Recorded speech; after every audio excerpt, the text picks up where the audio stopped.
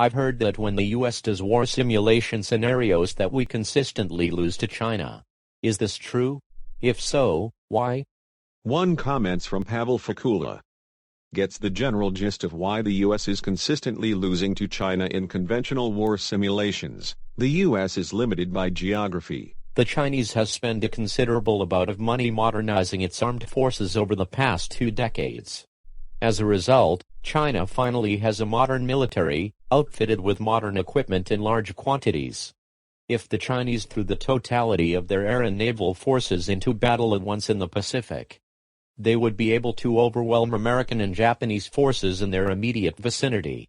It would take the US a bit of time to deploy reinforcements, but when they did finally begin to arrive, they would roll into battle piecemeal, with each successive reinforcement wave being overwhelmed by numerically superior Chinese. Make no mistake about it, however, the US is still beating the Chinese in war simulations when nuclear weapons are factored in.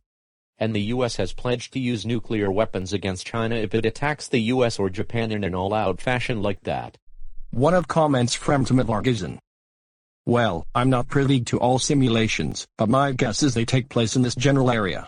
If simulations constantly show USA losing a war against China on Chinese doorstep, this means China is able to deny USA victory on its own doorstep, thousands of miles from their shores. It means the USA is, at most, a hyperpower that dominates the world, but can be checked by a regional superpower in their own vicinity.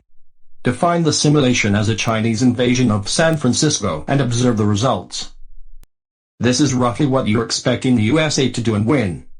The fact one result shocks you and the other makes you laugh at the very idea shows you who's the stronger player, but not by enough to ensure it can win under the absurd conditions have the simulation. One of comments from Nikolai Mikhailovich.